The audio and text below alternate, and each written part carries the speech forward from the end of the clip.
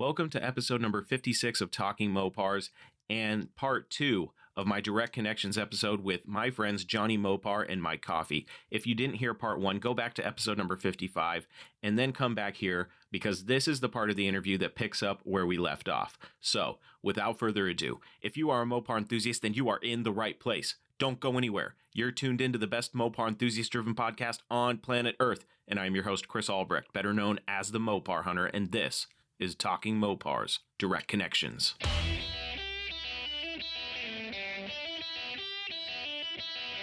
You're listening to Talking Mopars with the Mopar Hunter, your direct connection to all things Mopar.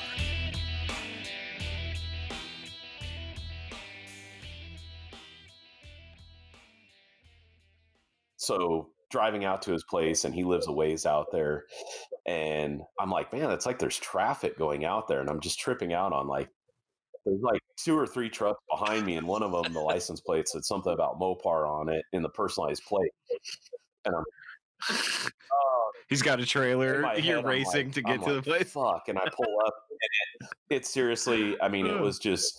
He had the cars laid out, and I brought cash with me and everything because I was like, I want to try and work a deal on one of these things. And it was, that's when I think the day before that was when Hot Rod has shot, all the cars out at Randy's place. And I went out and I took a bunch of pictures and I talked to Randy a little bit about him and looked over the cars and just kind of checked them all out. And I was really, really hot on the Charger 500. And it wasn't until probably a few weeks later, I went out to his place, and because I told him we'd check all the numbers, and he wanted, I don't know if you've seen his YouTube videos where he goes and it's under Carcheology. He'll go and he'll, basically kind of do a breakdown of the cars, and we went through them. And, the first car we cleaned out was the 70 Coronet, and it was just full of rat shit. I mean, it was just disgusting. And as I was cleaning it out, the more I looked at it, the more I was like, dude, this car is it's just so badass. I'm like, I've never been a green guy, but it, slime green, the Ram Charger, the pistol grip, I was in my head, I'm thinking, if I could do anything I wanted to my 68 Charger, it would be put a 440 in it, which I did. I wanted to put a pistol grip in it, even though it wasn't correct. I wanted to put a Dana 60. And I'm like, man, this Coronet has everything I want to do to the Charger, plus its numbers matching, plus it's just, it's just cool. It's the white stripes, the white top, the white interior. It's got an 8-track. It's got the premium sound with the speakers on the dash. It was a buddy seat car, so it's a non-console with the pistol grip, which makes the pistol grip just stand out that much more. I mean, just everything about it. All the stars started lining up, and I was like, and that night as I was leaving Randy's place, he goes, man, there's just something about that car that just says "fuck you," and I'm like, man, you nailed it. I'm like, that more than anything is kind of my personality. So I was like, this thing it's perfect, Sure. And we kind of started talking and worked out a price where it worked for myself and for the widow. And it kind of happened from there. And then I think probably a couple days later was when I messaged him and said, hey man, I think my focus is off of the Charger 500 more so on the Coronet. And like I say, it just fit a lot more. So, and like I say, one of my best friends in high school had a 70 Coronet. So I've always liked 70 Coronets. I had a 70 Coronet convertible at one point. I had a 70 Super B that was yellow with black C stripes. So I've had a few 70 Coronets, and the Super B I sold because it was a 383 auto, and it was just the most gutless pig I'd ever driven in my life. So in my head, I was like, how could you ever get bored with a 446 pack and a 4-speed? It's such a good combo for me because, and then it's a 410 Dana car. It's a super track pack car. I mean, it's just fully loaded. I mean, it's to me, it's all the best options, all the, about the only.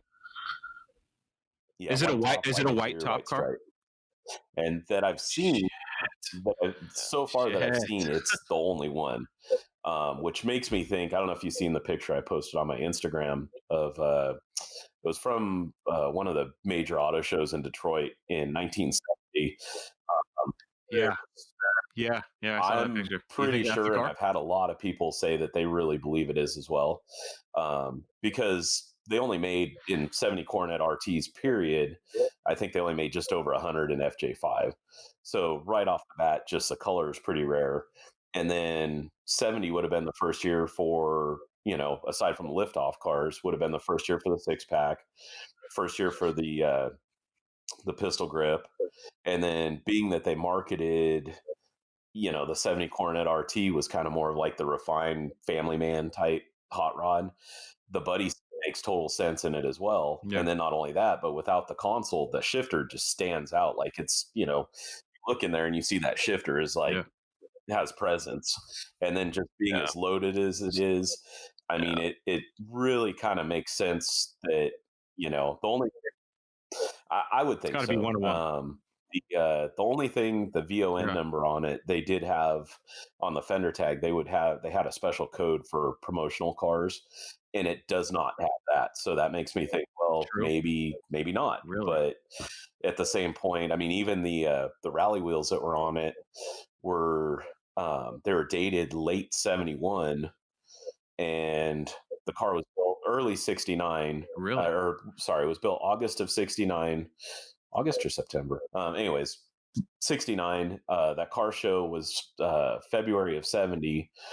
And in the picture of the car show, it has Krager SS's on it.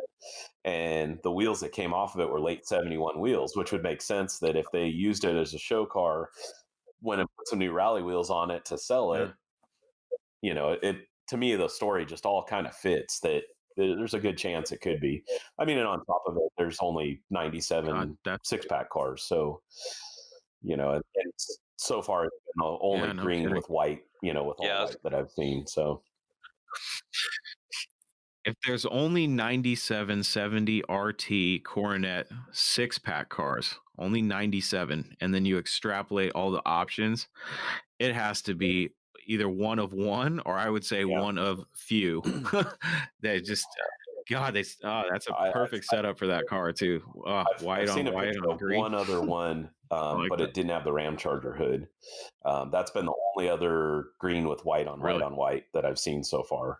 It had the standard toilet bowl looking hood. I forget what to call them. Johnny probably knows. Yeah. The bulge hood. There I think it's just called a bulge hood, I think. Yeah. I love those hoods, man. I've always loved those cars. Mike knows this. The Super B has always been my unicorn. I think you know that too, Chris. But I've never owned a 70 Super B. I've always wanted one, and I've always known about the RTs and how rare they are. It's like, I think all RTs in 70, they only made like 2,300 of these cars, period. And then, because you think, like you said, there's 97 446 pack 4-speed cars, right? Which is a stupid rare number, but you kind of hear those low numbers with other cars like Challengers with all these special options or whatever, right? But like when you go to Challengers, there's like a shitload of Challengers, right? Yeah. But when you get to the RT, it's like, God, it's such a tiny number of cars, all of them, like 440s, six packs, Hemis, like all of those, you only have 2,300 to begin with. And then it just like super narrows down when you get to the six pack and the 4-speed. Yeah, I think damn. How many of those 97 were wrapped around a pole, in the 80s and the 70s? Yeah, that's right. Man, Mike, I hope that you keep that car. That's a cool one, man. If there's one to keep, I've pretty much said so far. I think about the only way I would probably get rid of it is if I could upgrade, which to me, the only upgrade from that car would probably be a Hemi 4-speed. And it would have to be really the right car. I mean, I have a handful that, I really, really, really like 70, 71 Cudas. My unicorn is a 69 Super B. 69 Super B with a liftoff hood would be a tough one if I had that opportunity, especially if it was a 4-speed. That was actually somebody's going to hear this and be calling. Right? It's funny because the first Mopar that I can remember ever seeing that I, recognized as a Mopar was a 69 Super B. And I was probably 14 riding my bike. And I just thought that car was black with a white tail stripe, black interior. Somebody had put a pistol grip in it, had center lines on it, fatties in the back and skinnies up front. It was just such a mean looking car. And for some reason, 69 Super B is like one of the few cars that I could say I've never owned one. So that's kind of on my list. Yeah. That seems like an impossible statement coming from you. That Coronet is the type of car, and I'm just gonna throw a number out there. I could see somebody, like say somebody else had it, I could see them posting it on the internet, Craigslist or wherever, Facebook Marketplace, and asking 50 or 60 grand for it. Now, you know as well as I do that everybody would shit on that price because they're broke and they're not even in the ballpark no matter what the scenario is. I mean, I'm the first one to admit when I'm not in the ballpark, but I'm also the first one to go, you're an idiot. That car is worth every, because we see it all the time. I mean, you've sold enough cars. I've seen you get into arguments with people about the cars. It's funny Mike's every time. Yeah, I love it. It's funny. I love sometimes it. I'm like, it is hilarious. And sometimes I'm like, man, screw that. I'm talking shit to this guy because it's just some people. It's just like, man, are you that freaking dumb? Are you that stuck in the 90s with your traction bars and your 509 can or your purple shafts? And it's like, and just people don't realize that. Especially a car like this. And I think Johnny said it before too. If you're not from California and you haven't seen what a legit car looks like to start with, I mean, this car is, seriously, it's amazing. The floorboards, solid, right? The green on the floorboards is in perfect condition. I mean, it might have it's the kind of car, if I was selling something like this, I'd say a very minor rust. And people would think, oh, God, okay, it's all rusted out. And it's like, no, it has a spot that my pinky might fit through in the trunk. And it has a couple little spots that were under the window trim on the rear that I didn't even see until I took the window trim out, and it's being fixed. I mean, it's that solid of a car. And that's, a lot of our cars out here, they're that good. The 68 Charger I sold, the white on white car, it had a little bit by the back window, but they all do. The trunk floor was good. The floorboards were good. As far as the 68 Charger goes, to me, it doesn't get a whole lot better than that. To me, when you're stepping into Chargers, you're going to deal with a little bit of rust. And I guess people just don't understand the value in a car that is good to start with, instead of starting with some rusted out shit box that needs every single AMD panel ever made. And, but it's only 10 grand, plus 10 grand in metal, plus more labor than you could ever put into it. And, I'm just the type of guy, when I see something, I never think of, okay, if I buy that car for X amount of dollars, how much is it worth tomorrow? I'm the type of guy that looks at that Coronet and I think to myself, okay, if I keep that car for 20 years, if I give Mike we'll just say 60 grand, I give you $60,000. 98% of the people that would hear about that transaction would go, he got ripped off. That thing is a pile of shit. He's going to be in that car 80 grand before it's even close to being done. And I'm sitting here thinking, in 30 years, do you know how much this car is going to be worth? I look at them as investments, and unless you're a hardcore flipper and you know exactly what you're doing and you can cut costs by doing a lot of the work yourself, and who's the amount of people that actually have the time and resources for that kind of work is pretty few and far between, especially when you're talking about Facebook people, the Facebook mechanics. But that's why I get a kick out of these guys that are valuing these cars. I mean, we all know how many Chargers are out there, not very many, and they're getting few and far between as, time progresses. And I look at some of them and I'm like, okay, this guy's trying to squeeze every dime out of that car. And everybody says the guy's crazy for asking 25 grand for a 318 Charger. Now, most people, myself included, is like, yeah, that's a lot of money for a 318 car. It probably will never be worth, obviously, what a, legit RT car would be worth. But you have to understand, in that market, and this would be me talking to these people, is that in that market, there are people with such deep pockets, they just want a Charger. And they're going to throw 100 grand at it and make something unbelievable. They're going to throw, a Hellcat engine in or something. They're just going to throw money at the car. So, the car's already out of other people's market anyway. So I don't know what honestly, they get upset I think for. Most people, if they knew what I paid for the Coronet, would say the same. I mean, and I didn't pay anywhere near 60 for it, but most people would say you paid how, I mean, I know my wife did. You're going to pay how much for that car? And it wasn't cheap by any means. I mean, it took me giving up some pretty good cars to get, to make it happen. I don't know how much you paid for it. I have a pretty good idea what you paid for it. But what I was saying is, if somebody had that car up and they said, I'll sell it for, if you said I'll sell it for $60,000, I wouldn't say you're crazy. I would say, I know why you say that, because you know what that car will be worth in the long run. You know what I mean? Yeah. I mean, I just think 97, and you're not even extrapolating down the find options. One that is numbers matching. I mean, it's Johnny got to see it, and even the little details of the battery cable. It has the original negative battery cable on. Well, both battery cables are original still. It has the original overspray on the bases of the carburetors. I mean, everything is there. I mean, somebody he probably put headers on it. And it's got Mickey Thompson valve covers and a Mallory distributor. But aside from that, it's completely stock. I mean, everything is all original, all the parts that are specific to a 6-pack. I think Johnny was telling me they call it the Hemi booster. It's got the brake booster with the brake lines that come out on the opposite side on the master cylinder. And, every one of those little parts has the original voltage regulator on it. I want to say it shows, I think, somewhere around about 40,000 miles. And honestly, I kind of believe that was probably the real mileage on it, just because he had numerous vehicles, so it was never like his everyday car. It was just one of his cars. He had a bunch, and he'd rotate them and drive one here and there. So how complete was the car? Everything is there. Everything interior is there. Yeah. Everything's there. There was one of the bucket seat hinge covers was missing, and I found that in a box of parts. So far I haven't found, like I say, aside from the few parts that were switched, it has all the original exhaust on it. They just spliced in the headers, has the original mufflers on it. It's got air shocks with shock extenders on it.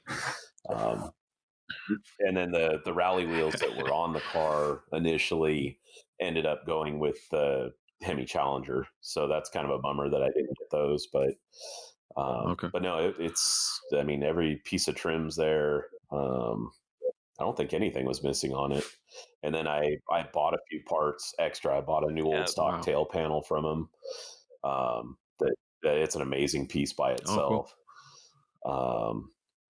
There's extra hood scoops because the hood scoops are so weathered that the fiberglass is coming through on them. It's sat in Tucson, Arizona outside for, a long time. But I got the license plates. That was a cool thing. I'm hoping I can get those reassigned to the car. Yes. 6-pack. God, that I saw that. And that's what a dork I am. I'm like, God, that's cool. And she even, the widow, her name's Ann. She super nice lady. She even gave me, at one point, Mark, he had to fight to keep that license plate because, 6-pack, they made it like it was alcohol related or beer related.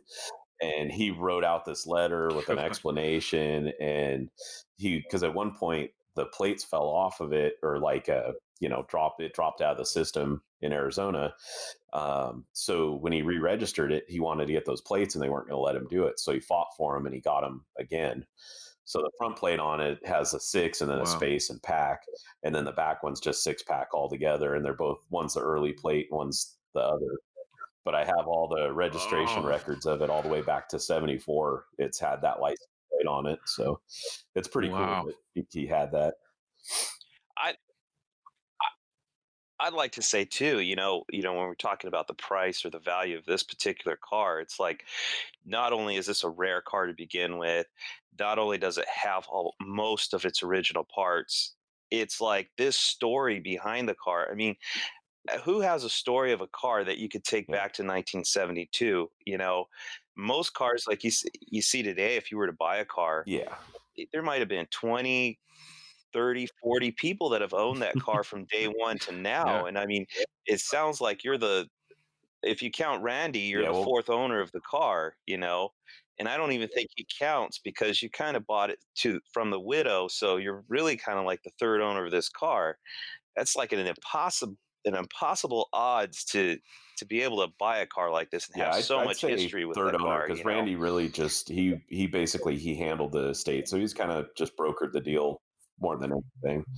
But yeah, when I went Yeah. out and when I bought the parts from the estate, I drove out to Tucson, met Ann, and she of course, I was just dying to ask her. First thing I told her was thank you for selling it to me because, to me, I was just like, this is a car that a normal everyday guy like myself would never have the opportunity to own. So I was just super thankful that she gave me the chance to own it.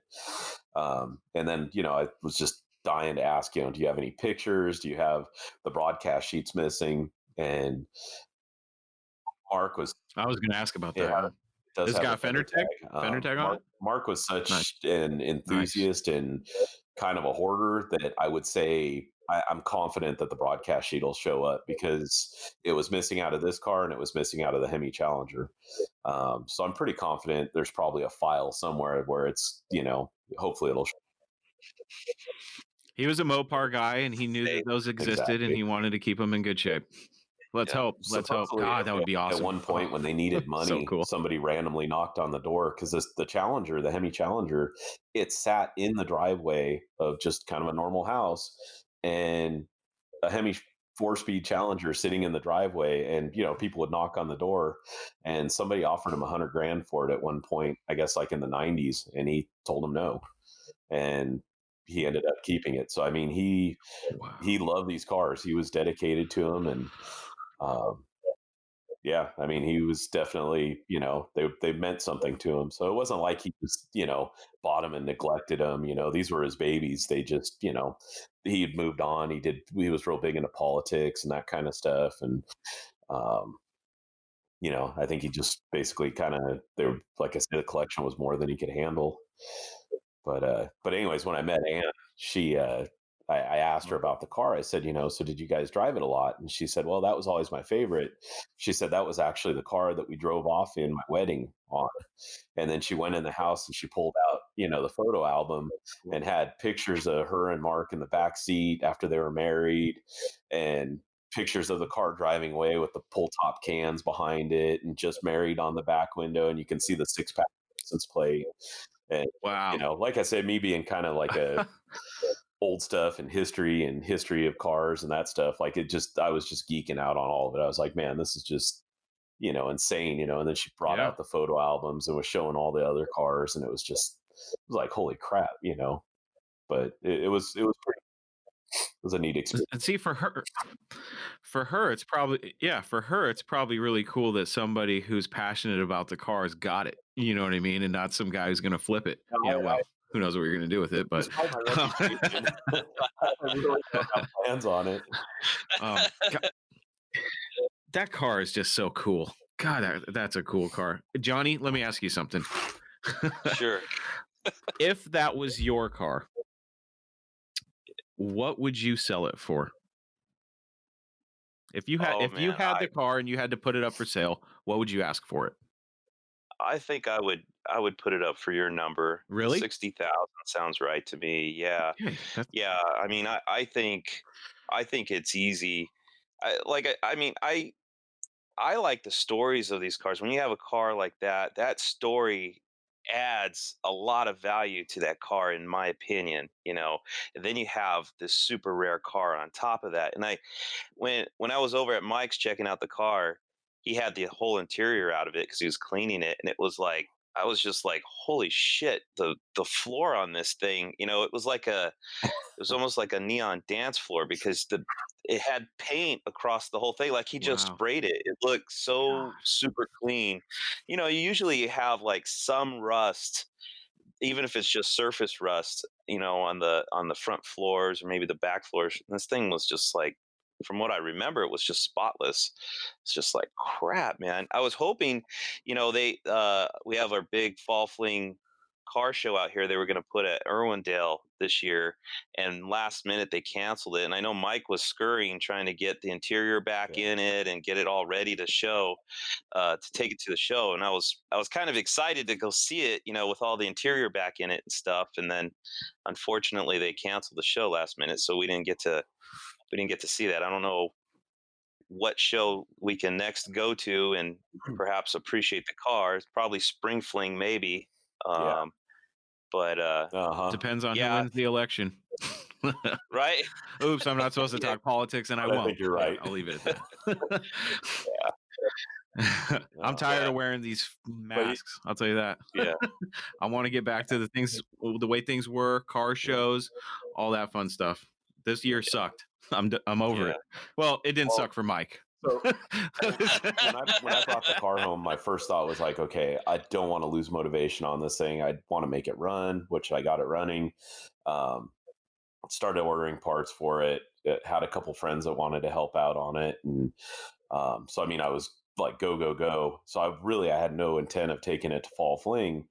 And then Troy Mopar's 5150 with the Challenger, between him and Randy was going to bring the Charger 500 out there, and Troy was going to bring the Hemi Challenger.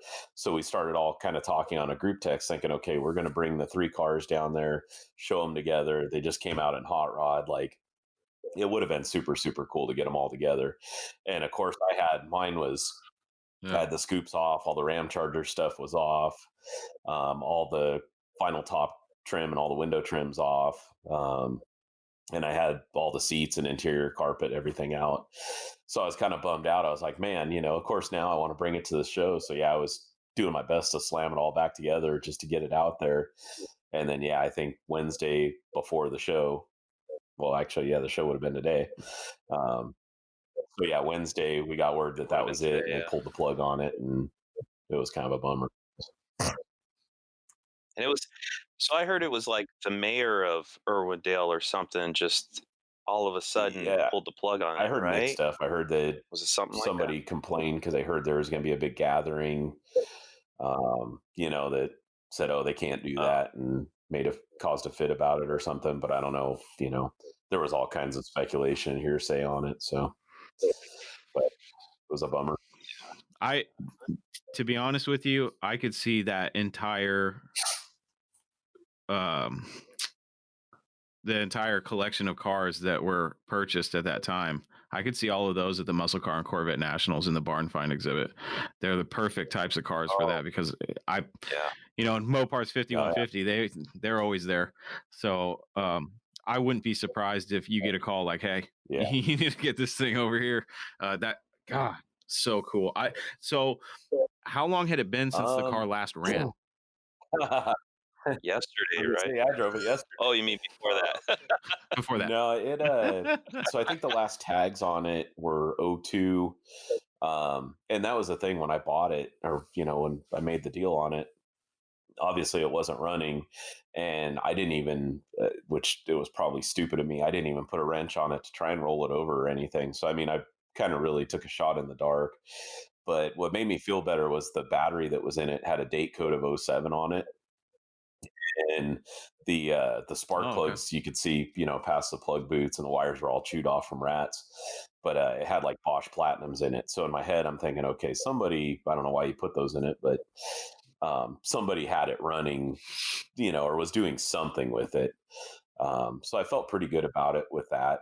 And, I pretty much got it home, rolled it over by hand a few times, and it felt pretty good. And actually, at first, when I first did it, I bought a battery for it and put the battery in and turned the headlights on, and the headlights worked, and hit the horn, and the horn worked. And I was all stoked on this thing. I'm like, okay, I'm going to try and crank it. And I went to crank it, and it makes this poof noise, and smoke starts pouring from underneath the dash and out of the steering column and like everywhere. And I'm like, oh my God, like, oh shit, and I jump out and I unhook the battery really quick, and I go back into the car. And I mean, it still had all the full interior and everything in it. And I'm going, oh man. And the smoke's kind of starting to go away. And I notice that more and more smoke's coming out of the steering column.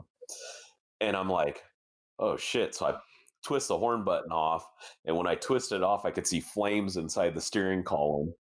And I'm like, oh fuck, what do I do? Do I get the garden hose and just saturate this thing, I'm like, my God, like I've had this car for 2 days and I don't even have it insured yet, and what do I do? And oh God. oh yeah, I could just see Mike.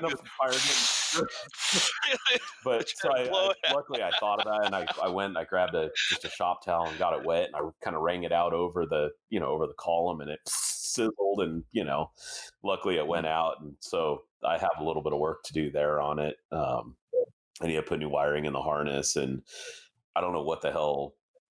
It's something obviously must have been chewed up or whatever. When I pulled the bulkhead apart, the wire to the amp meter, the one that's always fried, you could see that it melted a little bit. So I'm thinking, okay, maybe there was something going on there, and that's what did it. But I need to at some point fix the dash wiring. Right now I've just been hot wiring it to run it and drive it. So which all I've really driven is onto the trailer. So and how does it run? Solid. It one of the collectors on one of the headers is like rusted out. So I mean, it sounds like it's like half open header. So it's got a horrible exhaust leak, and the rear carburetor leaks just a little bit, which is pretty good for sitting.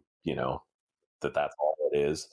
So I mean, I got a few little things to actually do on it, change fluids and everything else, and then hopefully from there, I have exhaust manifolds that are probably correct for it, but I think I'm going to put a new set of probably TTIs or something on it, just because being that the car is not original in that aspect now, I figure there's not really any harm in putting headers back on it, and not only that, it'll run better with it, and it's original enough where I'm not going to trip on it. Yeah, it's like the perfect day 2 car. I mean, the little tweaks. And it's got the Mallory dual point distributor, and I was surprised that worked. And right off the bat, it fired up pretty easy. So, and I've been on the fence on wheels for it. I actually got some 15x7 rallies from Jonny that are on it right now. But I'm kind of torn between those or that picture from the auto show. If that is the car, it had Krager SSs on it. And I keep thinking, man, Krager SSs might be the way to go, just because I've never really been a Krager fan because they're heavy and they always get all shitty and flaky, but they look so right on it in that picture. So, and when I had the rear wheels off of the drums, you can still see the original red paint because the rear drums were painted red. And to me, I'm like, okay, if I put Krager SSs on it, you'll be able to see the drums, and it'll just, I think everything will look good on it. So it may get Krager eventually. Yeah. I'm a Krager whore, so I say, hey, that is the car. So you might as well just make it the way it was. I've had a few people reach out to me, like on social media and whatnot, and they've a few people that definitely know, and they say the same thing. They're like, man, there's no way that's not the car. The odds of it. Part of me, I'm like, no, there's a chance. Maybe there's another one somewhere, but I mean, it definitely, everything fits together that probably is the car for whatever it's worth. To me, it's just neat because it's underneath it's with the rest of the 1970 Scat Pack. And in the picture, it's underneath a sign that says Sublime Street. And it's just, it's just neat, kind of the nostalgia. Yeah, you're being modest. That is badass. When I found that's badass, randomly, it was like, no way. And I started thinking, man, that could really be the car. And then, everything just on a Google. You found it randomly? Yeah. You just came across the picture? Man, that looks like it. Man. And like I said, the more pieces that fell together, I was like, okay, white stripe, white top, white interior, Ram Charger, hood pins, because factory hood pins, pretty much all the same stuff that mine has, that picture has. So it's pretty neat. My money's on it. Yeah, mine too. But yeah, it's definitely it's cool. I don't know. It's been probably the most exciting Mopar thing that I've had any part of in a long time. It's got me totally fired back up and into it. So that part's cool. All right. Got me motivated. Very cool car. I couldn't imagine finding that set of cars. You know what I mean? The only thing missing to make it the ultimate find and it's pretty close, is a wing car. If there's a wing car in that group of cars, God, just knowing though, I mean, every day we talk, at least I do, I'm like scared that, all these crazy barn finds or whatever you want to call them are still out there. And I'm like, oh God, there's not very many of them left. And then you come believe it or across not, this. I know of a guy that knows of a wing car that I've been working on him for quite some time. I saw your shit-eating grin, man. Johnny may know who I'm talking about here. But yeah. I have it. I don't talk about it much, but it's still there, and it's a possibility someday. Hopefully, who knows? Yeah. Johnny's being a little. Johnny's a little tight-lipped right now. I know what you're up to. Let's just say I might be able to get my hands on a 70 Coronet RT 446 pack. I might have some barter material. I will say I was never a wing car guy, and something over the last couple of years, I'm like, man, that would be another one that I don't know. It's just, I think I like just that gaudiness of, that's why I like about the 70 RT. It's so over the top, the hood scoops, the side scoops that don't go to anything, it's just like a look at me kind of car. So the wing cars are the same. Oh, yeah, exactly. Guilty. I mean, guilty. That's part of the fun. So. That's Mopar. To me, that's Mopar are the muscle cars that stood out from the crowd. You know what I mean? That's just what Mopars have always been for me. And, if I go to a car show and I'm standing, 2 blocks away and I'm looking at the cars and I can barely make out what they are, I pick out all the cool colors and they're always Mopars. And I'm just like, okay, I'm just a whore for Mopars, I guess. Because when I go to a car show, I can respect other cars. I can respect the, LS6 Chevelle or something. But, Cudas, Super Bs, Coronet RTs, wing cars. They're so cool. Chrysler just had it down. The muscle car, the whole muscle car thing, they nailed it. And hearing that there's still awesome cars like that out there, man, it gives me hope because I'm in no position to buy one right now. But the day will come. And I hope I'm in the right place at the right time. I will say, from what I've seen over the last couple of years, I've bought a lot of cars and parts and that kind of stuff out of estates, and not even necessarily estate stuff where, it's an old guy that's had all this stuff and his kids have no interest in it. And, these guys are just finally hitting a point where they're over hoarding it.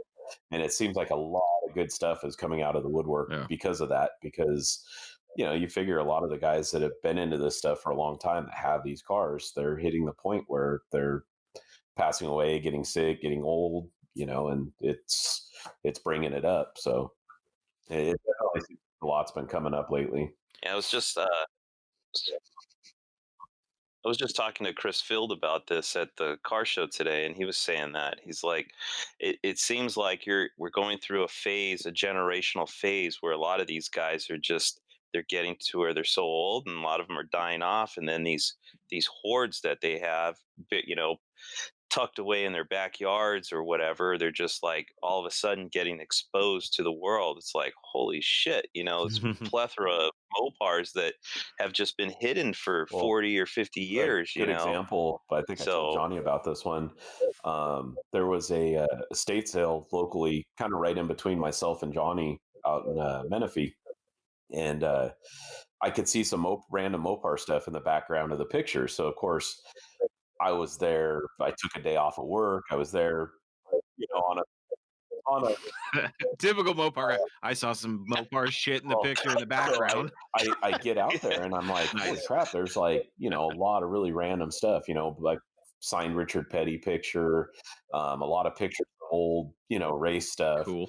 It turns out the estate was a guy named Scott Harvey. He was an engineer for Chrysler. And he actually, I want to say I think 1968, he had a Barracuda that won one of the biggest rally races with the 68 Barracuda. And he was the head engineer that was in charge of all the CUDAs and the whole CUDA program, basically. So he did all the rally racing, all the road racing. Oh, wow. I mean, he was like legit in the early to mid 70s. the very first Ram Charger, they were going to name Ram Chargers Rhinos. So the his Really? Ram I Charger didn't that he know that. raced was called the Rhino, Wow. or it was named Rhino. He had that. He had a Volare or Aspen that he had a Tornado front end under it, a W2 headed small block, and it was an all-wheel drive rally race car. I mean, just badass stuff. Really? So it turned out somebody who I've actually, since then I'm friends with him on Facebook, ended up with the car, but he actually got the Barracuda from the estate, the Scott Harvey's real 68 Rally Barracuda. So Whoa. yeah, there was that car. That's cool. I mean, I bought tons of parts. I bought tons of, all his old paperwork and all kinds of stuff. But I mean, some of the stuff I got is stuff like from Chrysler Engineering College or school that he went to, and it has all these Chrysler engineers in it. And I mean, what are the odds that this super well-known Chrysler engineer lived in mine and Johnny's backyard? And he was, and had all these Mopars, these Mopar parts, and it's that kind of stuff just keeps popping up. The 5 cars out in Arizona, it's just amazing. They're definitely out there, and they're definitely popping up more and more. Yeah, they are. That's right. If you're listening to this show right now and you're one of the people that bitches about prices, maybe if you spent more time hustling and making some extra cash, you would have the money to quit talking and start buying. You know what I mean? If it got to the point where I was starting to see more and more, which I am, of these cars coming up for sale and these estate sales, there's going to be a point where I'm all right, I guess I'm going to drive an Uber at night now, because I just got to make the extra cash. You know what I mean? I was. I don't make a ton of money in my day job or anything like that. What I have in cars, it's stuff that I've bought stuff. I go to swap meets. Anything that comes up that's cheap or free or comes my way, I jump on it, and I'm always looking. And then just from being in it so long, people call me because it's what I've done for so long. But it basically, it kind of supports my hobby, so to speak, I guess. Absolutely, because I know that there's a lot of people that have seen the cars you post for sale, see that you bought this Coronet RT, and they're like, oh, the guy's rich. So, Mike, are you rich? I wish. Are you a trust fund kid? Okay, thank you. You're a hardworking American, and that's what I just. Well, and this is like the difference I see with Mike. A lot of these guys, and I'm even guilty of it too. Like, I might be scouring the internet and you find something and go, man, that's a pretty good deal. If you're doing that and you're just thinking about it and you're like, I'd really like to own that car, and I think that price is right, you're already too late. Because Mike's already there with his trailer and he's already loading it. I mean, Mike hustles. It's kind of crazy because I look at cars and I'll find a bitchin' car that might be pretty far away, like say 2 or 3 states over, and I'm just like, it's just too far. I'm not going to bother. And I think Mike would probably jump in his truck and go, or he's got a friend over there that he's calling, like, hey, can you go pick this up for me? There's been a lot of times that I didn't have the money and I knew that I had 30 days to make my house payment, and I used my house payment to go buy something. Or I was at dinner with the family and something popped up and I just happened to be scrolling through my phone and I was like, fuck, I gotta go. And my trailer's always ready to go, and out to the phone booth, putting his Superman suit on, and not to give up any secrets, so to speak, but if you have to wait till tomorrow to go to the bank, you're too late. If you have to wait till tomorrow to find a trailer, you're too late. If it's deals don't wait around for anybody. And there's a lot of guys, especially out in this area, that's all they do. They're just car flippers, and they're on it and they're cutthroat. You can have a car locked up and they're offering more money, for the car. So you get there and they're like, sorry, but somebody offered me more money already. It's definitely, it's pretty gnarly. So yeah, when I find stuff, I don't wait around. I jump on it. I don't know. You have to. It's just kind of the name of the game. Absolutely. And I'm fortunate enough to know Mike. It's like he's like an asset for me, because There's John stuff. doesn't always sell stuff, but it's still nice having somebody with stuff. parts nearby. Yeah, exactly. I mean, like the GTS that you picked up. I mean, that was like the guy passed away deal, right? And your buddy or something was there to buy a Buick or I don't know, some other brand X car, and was like giving you a heads up, hey, there's some Mopars over here or something like 68 that, right? GTS 4-speed Dart, 67 Dart GT, a 67 Coronet 500, a 71 AMC AMX 401 4-speed car. And cool. Geez, probably cool.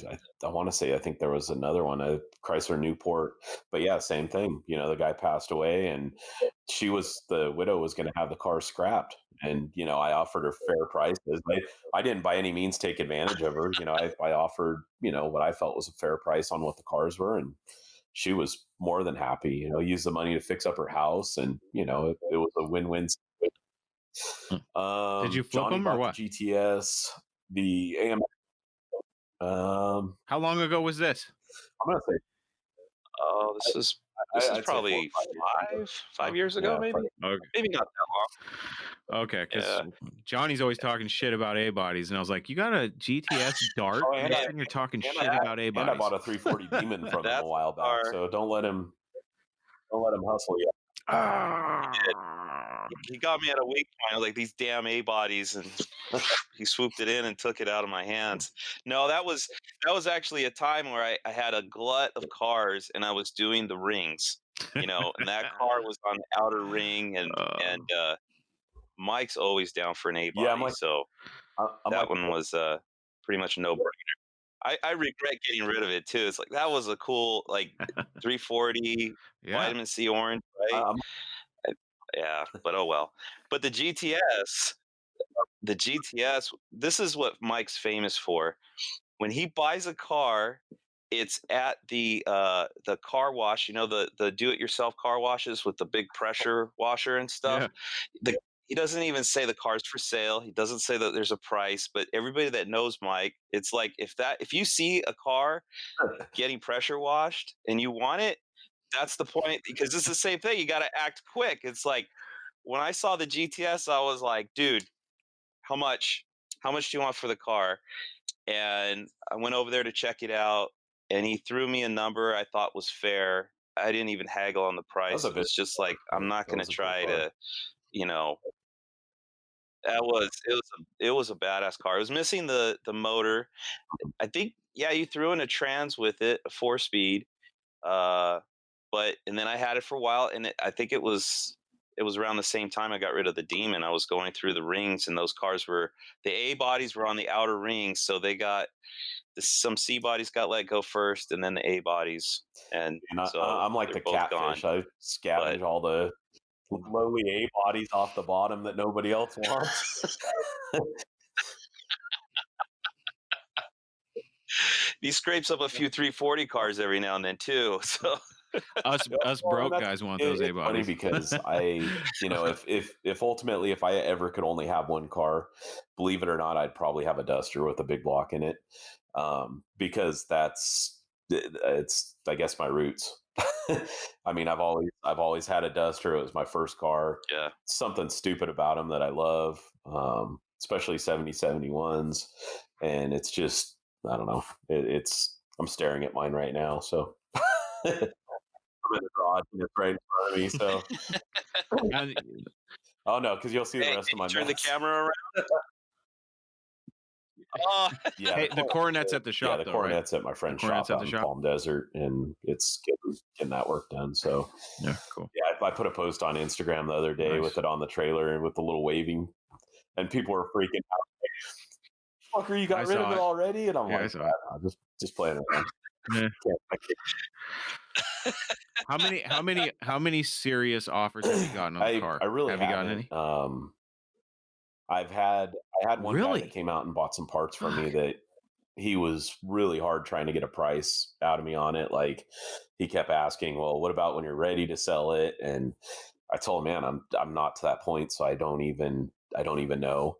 And I know if I sold it, I know Troy's interested in it because he sticks with that. And it Of was course he is. kind of funny because he bought there was a 70 Super Bee that was on eBay the same time that I bought this car, and I had kind of been watching it because I wanted to kind of gauge the value, even though the Super Bee, they made more of them, but it's a Super Bee, and people typically like Super Bees probably over the RT, or it's probably hit and miss, but it was the same color car, 446 pack, and Troy bought that car. So it was kind of funny that right at the same time. That's right. So, I Dave know that car. Okay. posted it on his Instagram, Okay. and tagged us both in it. And it was kind of funny that, like, what are the odds of these two LJ5 green cars popping up out of the woodwork? Both 4 speeds, both 6 packs. But yeah, I really haven't had anybody. I mean, I really am pretty set on keeping it. I mean, it would really take the right car for me to want to move on from it, And like you said, I look at them, I love the cars, but I have to look at it as an investment of, at some point, if I kick the bucket, my family sells it, it's something that I can leave behind, that it's a savings account that I can enjoy, and like I said, I'm not a trust fund kid that had a bunch of money or anything. I have a huge savings account. It's really just, like I say, it's just a savings account I can enjoy. And I always try to look at all of them like that. Yeah. But it definitely, that's probably why my drag car isn't done, because when you build a drag car, you're just pouring money into it, and the investment isn't there. Where I've built purely off of parts that I've got off of other cars and off of deals and everything else to keep myself right in it, so that's. Yeah, it's a good message to give to people out there, because I know that, because before I really got deep and started talking to people like you guys, I always thought, oh, these guys, they got money somewhere.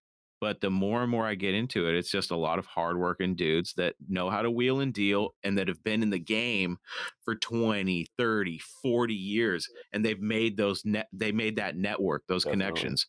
So, that's one good thing about this podcast, is I'm starting to meet all these people, and I'm like, this could work out to my advantage someday. Because if I ever come across some money and I'm sitting on this podcast and I hold up a stack of cash and I say, hey, I'm looking for this particular car, does anyone have it? Let me know. I've got money. Like the Pentastar porthole for the van that I'm trying to get. I just went to all the places I could think of online and said, hey, does anybody have one of these? People, oh, you're going to pay $1,000 for it. I'm like, I'm not paying $1,000 for a bubble window for a boogie van. And some guy's like, I got one, $60. I was like, all right.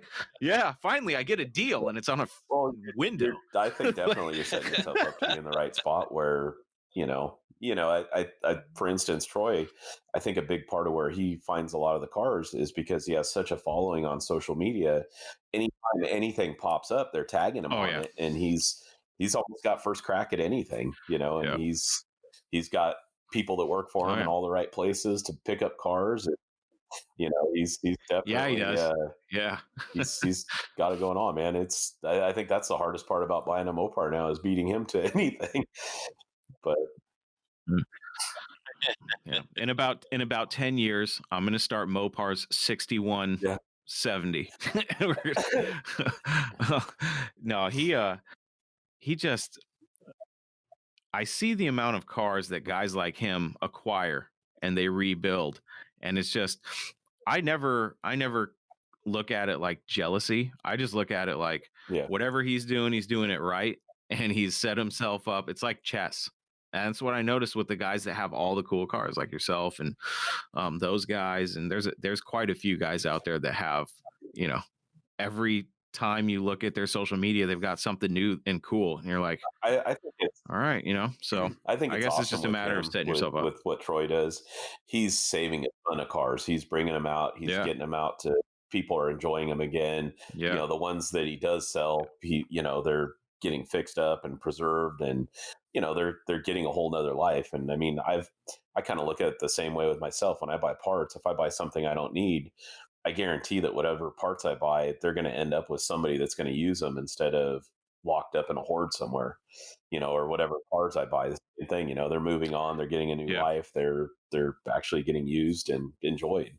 So it's kind of a deal, on that kind of stuff. Definitely. So. Absolutely. It's just really cool to see. I enjoy seeing it because some of not just them, but I've seen other guys take these cars that most people would look at and go, it's dead in the water, you might as well scrap it. And they completely, you can pretty much build, someone at AMD, you can pretty much just build a car now. And some of those cars I've looked at, and even I would have said, because I just don't have the skills personally, I just look at them and I'm like, gosh, that's a lot of work. But if you have the skill and the money to buy the metal, God, some of those cars, they definitely have saved. There's no doubt about that. I've seen some that were, where'd you find that, at the bottom of a lake or something? They're just so far gone. It's just amazing what these craftsmen can do, because it's really an art when you look at when they start breaking those cars down, there's barely anything left, and then they build a car from that. That's just amazing to me. I love that. Between them and that's really fun stuff. He's another one that guy is just amazing. You see some of the stuff he gets into, and it's pretty impressive. I myself, I don't have the time for rusty stuff, so I try to stay away from that. That's a lot of extra work. All right, we're getting to the 2-hour point, so there's one last question I got to ask you, Mike. And I was just thinking about this. So the guy that came to buy the parts, he's trying to get a price out of you. Let me ask you this. Let's say he said, hey, I have $60,000. And he pulled out $60,000 and he said, let me buy this car today. Would you have sold it to him? $60,000. I'm starting to think Chris has got $60,000. He's filling you out right now. What if a guy came down from Washington and he had $60,000? Honestly, it would be something I'd really have to stew on it. It would be a tough one.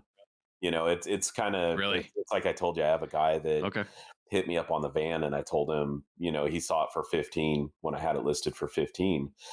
And he wants to buy it. And I told him, I'm like, I don't know. I got to think about it. Cause it's, I finally hit this point again where I'm like, okay, these are my 3 cars. I'm going to get down to 3 cars that I'm going to keep, and that's it.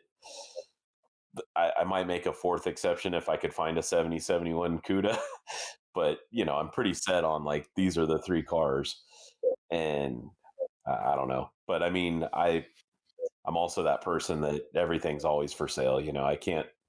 I can't be stupid about it at the same point. To me, that would be kind of stupid money for it. And I don't know. 65,000. 65,000 with 65,000. It would be pretty tough. It would be pretty tough to turn it down, just because, I don't know. But there you have it, folks. There you have it. $60,000 buys the car. You can find him at Body Dropped A100. Sorry, Randy's going to hear this, and Randy's going to go, that motherfucker, I knew he was just going to sell it.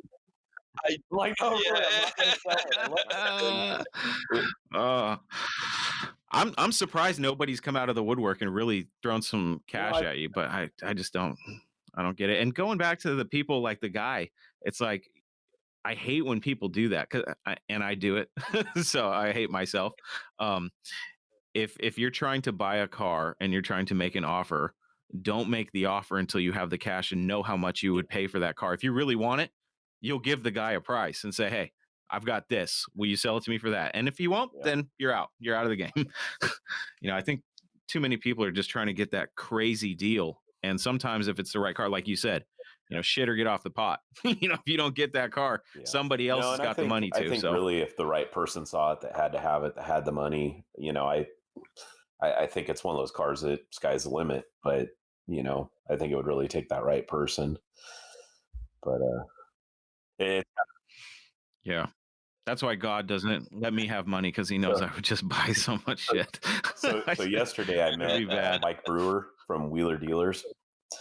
And I was telling him about the car. We were talking, and it was kind of funny because he started asking more questions. He goes, "Boy, you almost got me interested in it." And then I was like, "Oh shit! Like I better shut up because this guy's like somebody that probably really has the the means of with it." Yeah.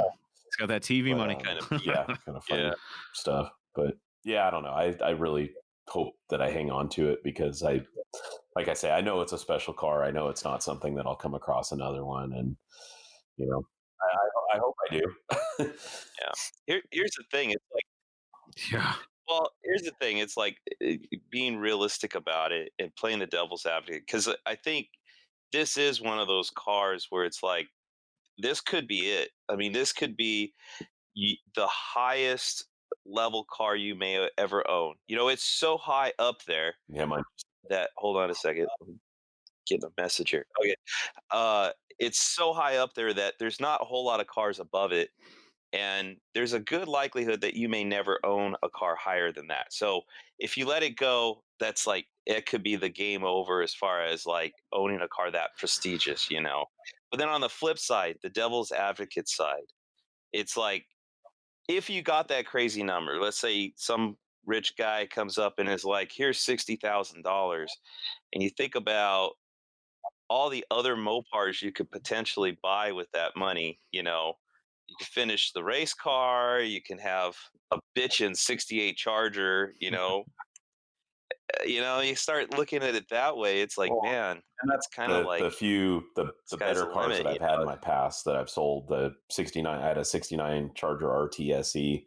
It was black, white tail stripe, tan interior. And when I sold that car, that was how I looked at it.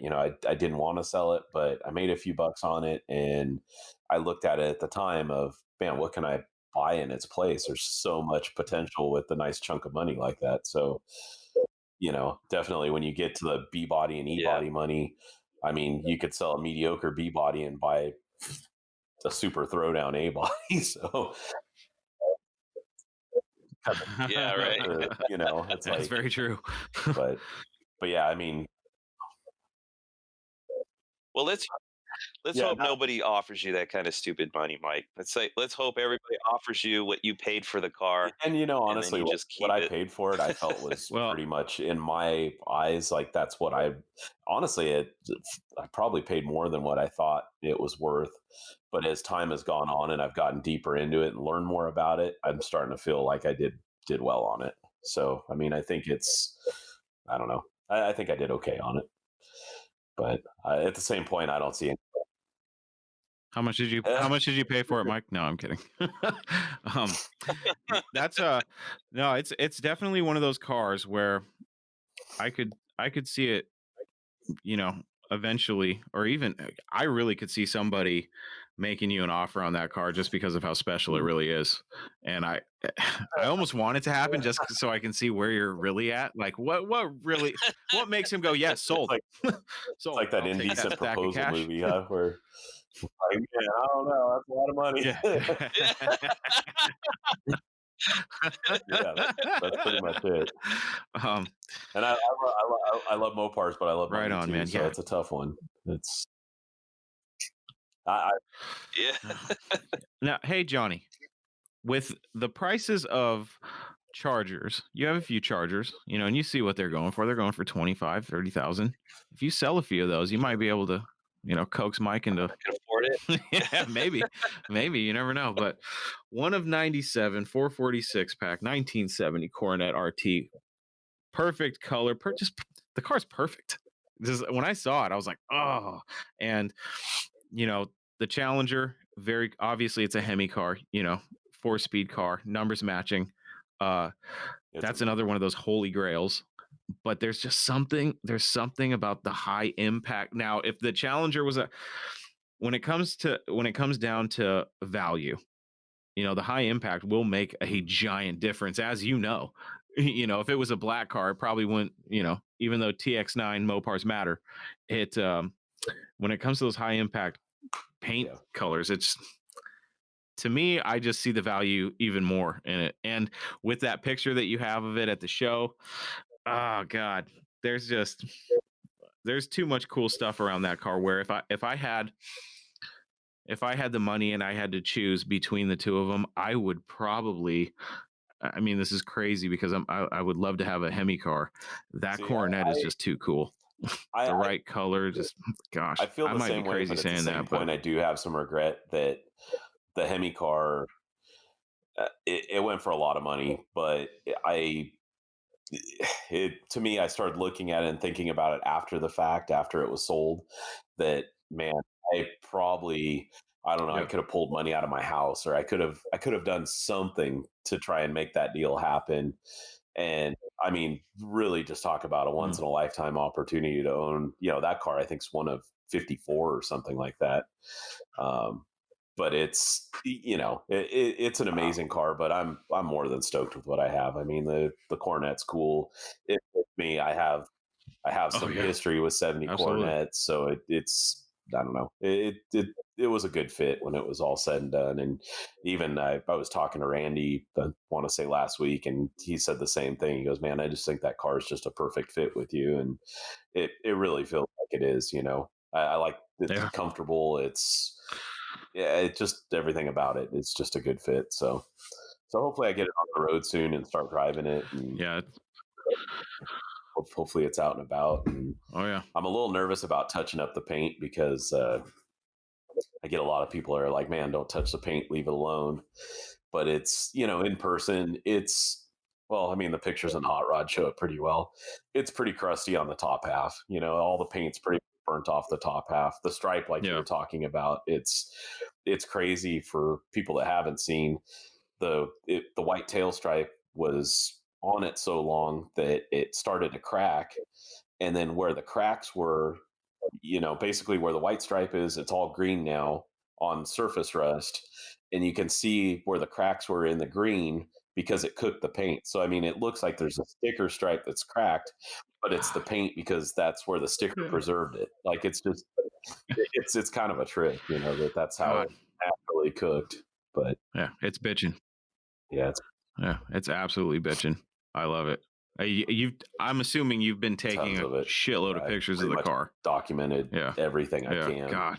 I took the tow bar off of it just because even though it was part of the story of him towing it around, and it was kind of funny seeing a 70 Coronet, 446 pack with a tow bar. I had to take it off because I'm like, okay, it's just, it looks so much cleaner without it. But yeah, I'm definitely anxious to get it back. I think, I'm not sure, I'm guessing a couple weeks or so, hopefully, for him to get the metalwork and get the top on it. And definitely, I think the white top's going to change it up quite a bit just by itself. So I think that'll bring it out a lot. Oh God, yeah. But yeah. So what goes into last? This is the last question. What goes into?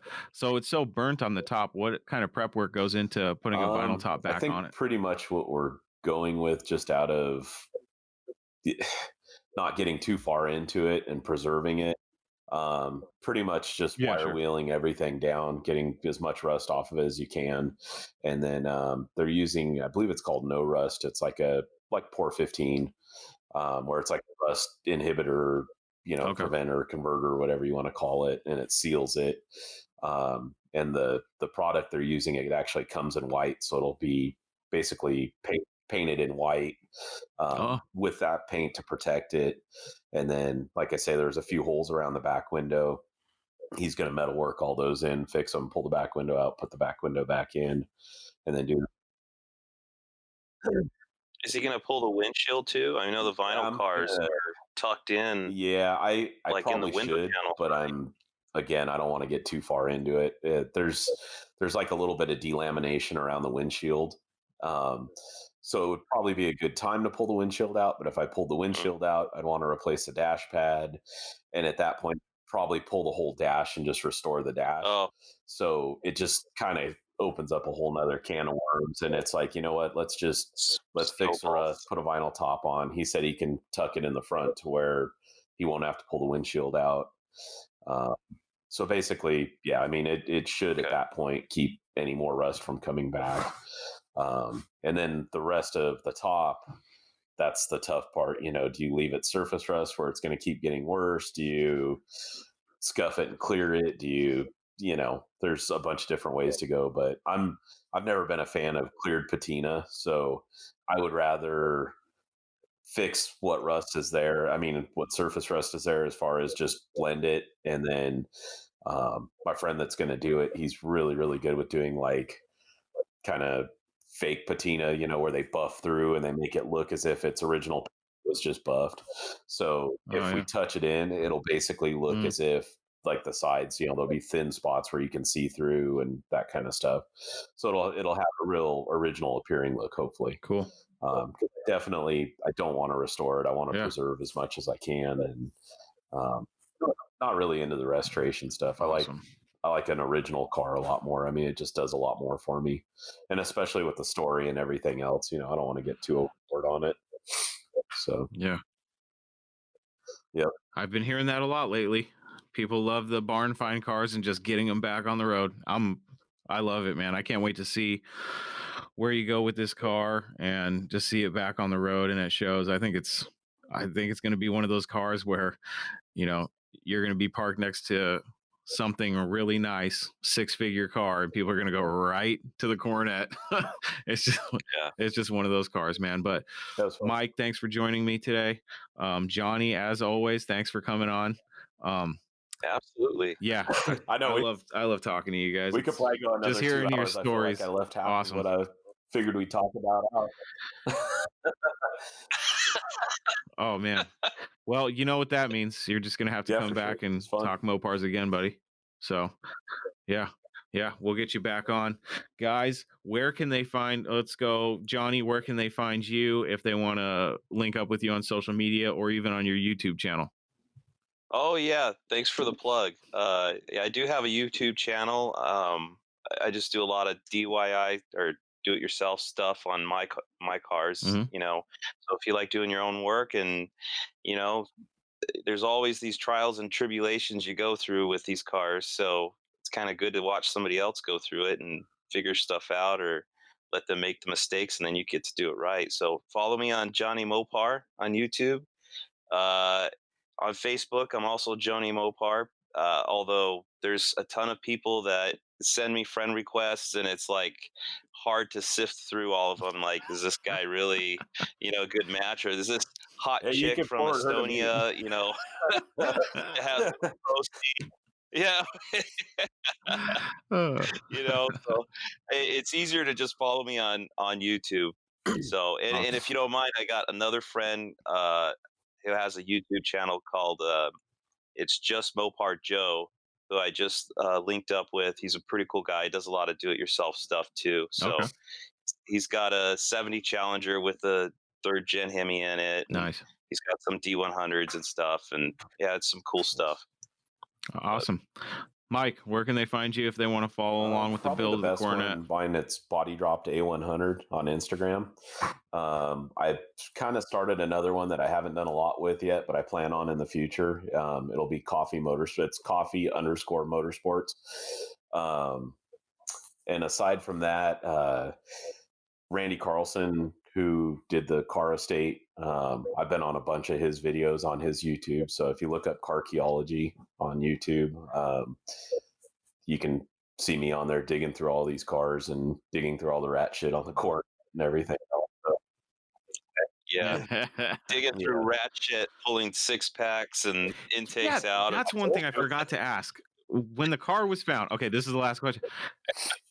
In that trunk, there was a bunch of Mopar Gold. 346 pack setup, which I had actually already bought the air cleaner in that first load of stuff that I bought from him. Oh, really? And then there was a 76 pack setup for a 440 from a 4-speed car that was in that trunk.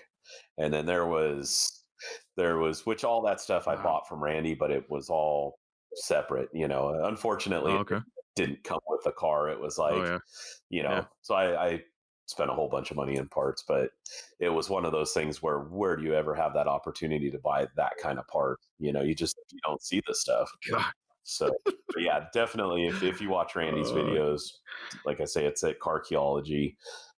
He's got he comes up with a ton of cool stuff, but everything with the 5 cars is in there. And I think I helped him go through the Charger 500, the Charger RT, the Coronet RT, and then he's got me dragging a Duster out of that Anza estate. And I'm actually going back Monday to pick up a 55 Plymouth from out there. So just what I needed, right? Oh, awesome. So, yeah. Up to 4 now. Yeah. All right, guys. I need to. Go ahead. Well, I was just gonna say I need to start every time I go to Mike's, I need to take a picture of his yard, because I swear every time I go there, it's like a whole new layout of Mopars laying around the place, everywhere. But that is awesome, man. It was fun, guys. Let's do this again sooner rather than later. Jonny Mopar, Mike Coffey, thanks for joining me. No Mopar left behind, guys. We'll see you next time. Yeah, thank you. All right, man. Thanks for having us.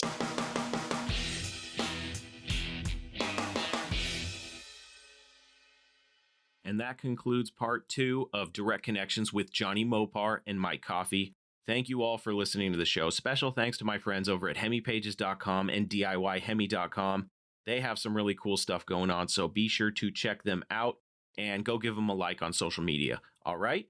There you have it, my friends. Another episode of Talking Mopars is in the books. For more information about this podcast or to listen and subscribe to the show, please visit TalkingMopars.com.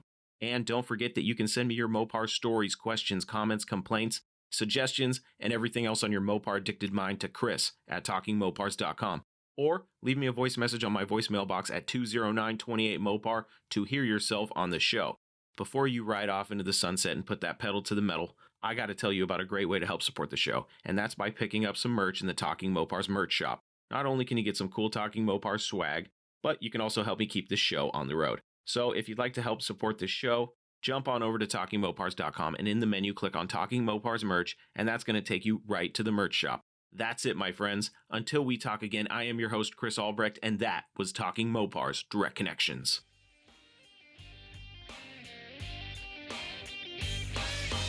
Thank you for listening to Talking Mopars, your direct connection to all things Mopar. Until next time, remember, no Mopar left behind.